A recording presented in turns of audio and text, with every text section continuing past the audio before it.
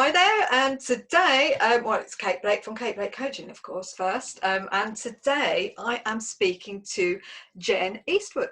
And she's actually the founder of Rock Rose Digital social and media agency. And we met, we think it was about last year, was it about last April time, wasn't it?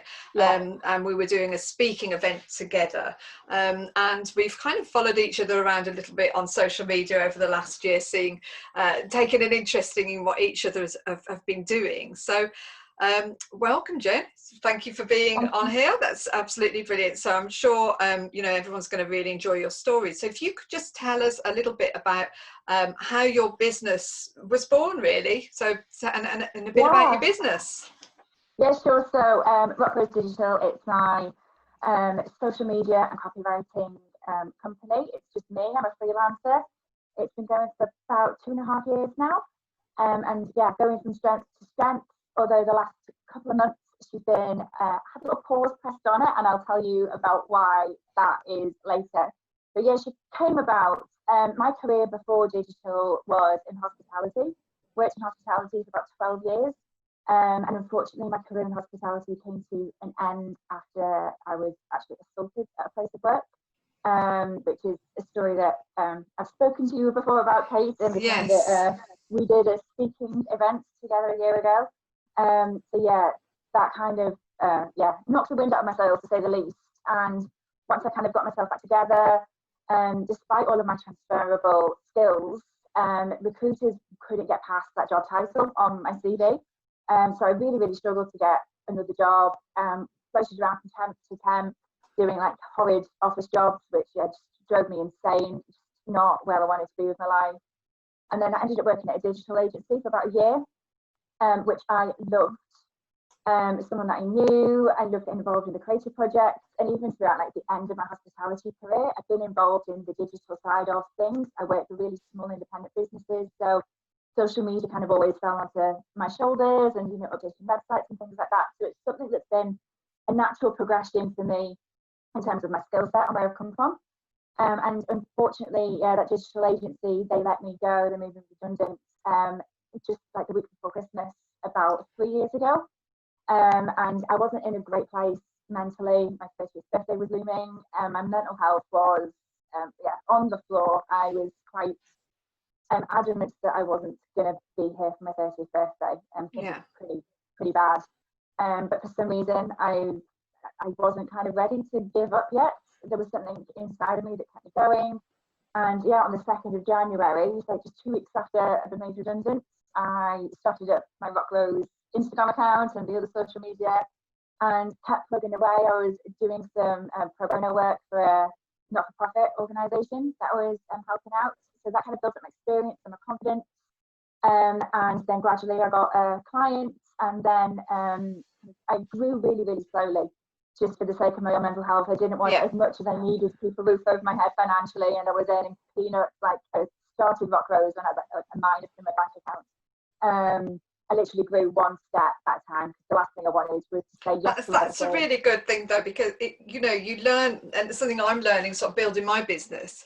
When you build it like from the ground with nothing, you have so many lessons to learn, and it's interesting when you talk about your mental health. It's going into making your own business is just not an easy road to go into. So it's like that, isn't it? It's up and down and up and down. It really is. And like, considering the state of my mental health, so many people were like, "You're crazy. Like, this is the worst thing that you could be doing. Just get a normal job. Go get, a nice little 9 to 5 or even a part-time job." But my mental health was so bad, I couldn't have, like, this thought of like having to be somewhere at a certain time and be accountable, and you having to be functional as well. It stressed me out so much. Like, my sleep pattern was all over the place. So I knew that was just the worst thing for me. At least then, doing my own thing, I could, if I wanted to work at 2 a.m, I could. If I wanted to do a 9 to 5, I could. And it was, I only had myself to kind of blame, really, or myself to motivate them. And yeah, it wasn't easy by any stretch of the imagination, and it really was baby steps. There's been, horrid clients along the way. There's been, big dips. There's been times where I wanted to quit and just go and get a normal, boring office job, but Yeah, It's it's just always started this very year. it's always very feast and famine when you start, isn't it? It Oh, really is. And it's like you're like, yeah, and really? then you're like, oh, yeah. And so Yeah. it's just, it is very, so you know, and it's funny because a lot of people that I know who are in the entrepreneurial world are people who have had sort of mental health issues. You know, Mhm. it's not something they've, you know, they've had to grow as people. They've had to sort of heal themselves while doing these, you know, building a business, which is incredible. But you know, the idea is for some people to just at that point to just go back into an office like surrounded by people, and you know, have, like you say, having to be accountable for the time, you know, 9 to 5 or 8 Mhm. or 5 as it seems to have become these days. You know, Yeah. it's just a step too far when people are in that situation, so they plug away at it, you know. So how Yeah. long have you been doing that? Three years, is it now? Yeah, 2.5 years now she's been going, and yeah, so for the last year, um, my income has been really stable. I've been earning more than I ever have done in a, you know, an employed role. And then yeah, I was quite fortunate that when lockdown hit, I had 3 retainer clients who I'd worked with for a year, like every single month, which has been, you know, and I've become like integral to their business, which was really, really lovely. And then as lockdown hit, I actually let go of one of my clients because it just wasn't the kind of work that was fulfilling me anymore. Yeah. And obviously my real life events, I used to do workshops as well, like coaching, social media coaching Yeah. workshops. Obviously they couldn't go ahead anymore. But then my best client, they're a security company, so they're actually classed as key workers. So my position in the company has become even more and more important. So I went from doing like 1 day a week for them to 3, and then about 6 weeks ago they asked me to come on board full time, which is really exciting. And yeah, that's where I'm at That's today. fantastic, In a isn't little it? funky But it's webinar not in room. your house. No, no, no, definitely not. Yeah. So you know, with the change, so it's like you've ended up working for one of your clients as a full-time Mm, person, and that's yeah, fantastic. So it's such a huge compliment that they want to have me on board all the time, and yeah, that I've become such a strong part of their business. It's great, and I think certainly in the current climate, um, like any extra amount of stability or certainty that we can create for ourselves, like definitely shouldn't be sniffed at. I know a few other people who have had their own businesses for ages. Their businesses are really successful. There's nothing going wrong with them, but they want that, you know, that certainty every day, that security blanket yeah. almost of knowing that they've got that steady income coming in, and they've, you know, positioned their what was their full-time self-employed business to now being a bit more of a side hustle, which is kind of, yeah, the direction that I'm probably going in with Rock Rose. Yeah, I never would have sought out a employer. You know, I wasn't looking for a full-time role necessarily or to be employed. I was very happy with how Rock Rose is going, but yeah, it's a really good decision. There's such a great company to work for. And that's like you say, it's such a compliment that, you know, one of your Mm-hmm. customers that's come to it wants you to work there full time, and that's just, you Yeah, know, work on their projects like full time. It's just fantastic, isn't it? So yeah. you know, I mean, you said obviously going back to a time when, you know, you weren't in such a good place, Mm-hmm. that, you know, and I know there's a lot of people at the moment that are coming out of situations of, you know, not only are we coming out of a pandemic, or we're still in a pandemic, and you know, Yep. from day to day these things change, everything changes, and you know, the stability isn't always going to be there for a lot of people at the moment. Yeah. You know, there's people that are going back to work who maybe have lost loved ones during this pandemic. There are Mm-hmm. people that are maybe, you know, fearful or stressful because they're going to lose, maybe perhaps they're worried they're going to lose their job, or they're going to a job that doesn't really light them up anymore, you know, so they've had Yeah. time off from furlough and they're going back. So there's all these different sort of situations. But I know that when we had our when we did our talk last year, you know, I'd literally just gone through losing my brother at that time, and I Mm-hmm. remember at the Yeah. time, you know, it was difficult for me because it was such a shock, and he, you know, just had a sudden heart attack, so it was very difficult for me to get up on the stage and talk to people when I was grieving, really, you know, at that time. Yeah. And you know, when you look back at your time, and I remember your speech, and I remember it so well, it was very poignant to me. And there were a lot of similarities that we had in a lot of experiences that we'd had. Yeah. And you know, how do you find that? And earlier when you said you had something inside you that that said it wasn't the time yet. And I, when you pointed there, that's exactly where I felt it when I realised, you know, things have got to change. I've got to do a move on. But how did you sort of eventually pull yourself out of that feeling and move into something new when you felt like you hit rock bottom? You know, what was it that pulled you out of that? I think it probably wasn't one definitive thing. It was just trying to survive the next day. Yeah. And that was it. Trying to get through it. And to start off with, Rock Rose definitely played a huge part in that. It gave me a purpose, a reason to get up out there, to be functional. I actually felt useful and valuable. The people that I have worked with, like, since I've been self-employed, they've always been other people who are self-employed, but that helped other people. So, like a podiatrist, I think I worked with an American coach who was trying to launch her book.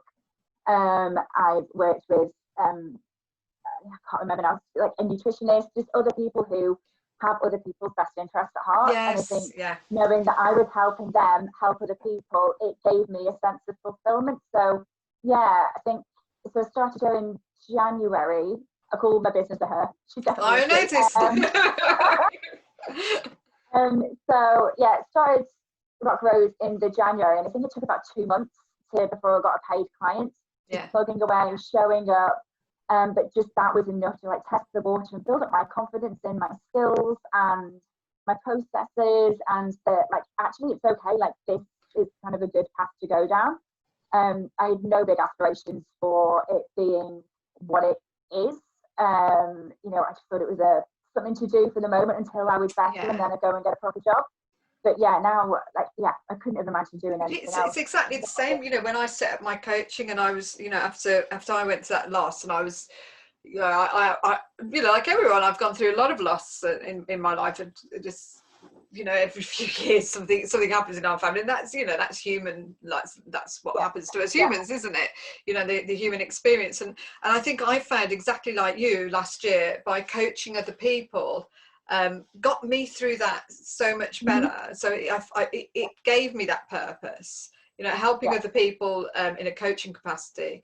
You know, it gave me that purpose. I mean, I was able to involve myself in other people's situations and help them. And, you know, by helping other people, we really help ourselves, don't we? It's a real healing thing.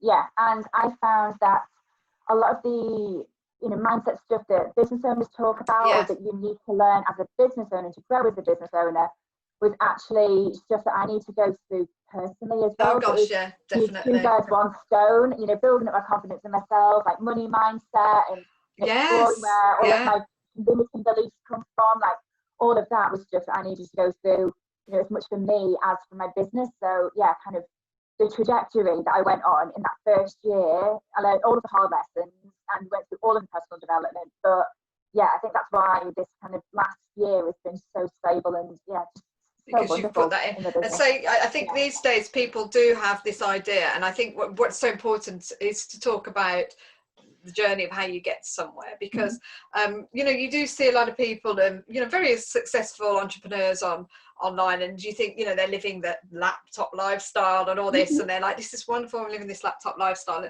and people think that you're just going to like put a business out there, and all of a sudden everyone's going to be queuing up wanting to work with you, and it doesn't work. You have to keep showing up. You it's a very noisy place out there, isn't it? And you have to keep showing up, and some days it can be a case of like, you know, am I ever going to do this? Is this ever going to work? You know, and it's hard work, but every business requires consistency, you know, to keep going, to keep doing those actions, to keep sort of, you know, showing up every day, showing people what you do, showing people how you do it, working out your copy. That was just a really big thing for me, to work out, you know, how to write messages, like, you know, in my advertising. How do I advertise? How do I, you know, tell people what I'm doing? These things are so important. And I think a lot of people think these days, you know, you set up a business and hey presto, you're suddenly, you know, on a yacht.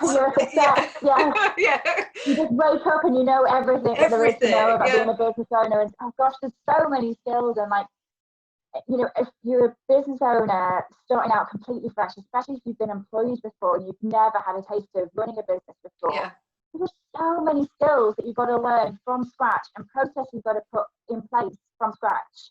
And it is such like, it's like pushing that big boulder up a mountain, isn't it? And it It takes is. ages to get it moving and ages to get momentum. But then when it starts rolling, it's great, but that bit is brutal, like trying to learn everything at once. It is, And you're not earning anything. Yeah. Yeah. And you kind of like, you go after shiny objects. Well, I'll learn this and I'll do that and I'll do this. And you have to start getting real structure to be able to start moving your business forward and the consistency.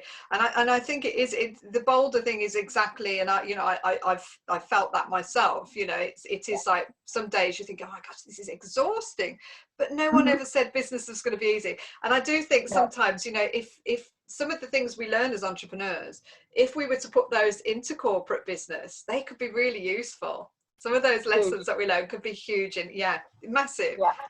You know, especially in sales, you know, my sort of industry of sales, some like the mindset stuff is just, it's just so important, and it's so helpful. If you're able to, I mean, you know, to go out there and feel confident in yourself and confident in what you do, you know, you're going to be able to sell a lot easier. You know, it just makes sense, doesn't it? Definitely. I think one thing I learned, certainly doing social media and like doing one-to-one consultations or group work, the biggest hurdle that most of the clients I worked with I came across was the mindset stuff. Like they've got this, like to a degree, they've got the skills, they know how to do their business.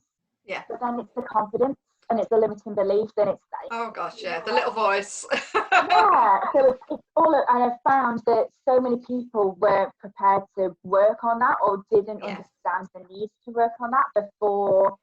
You know, it's pointless trying to kind of market your business if you've not done all of that, like inner work and the deeper work.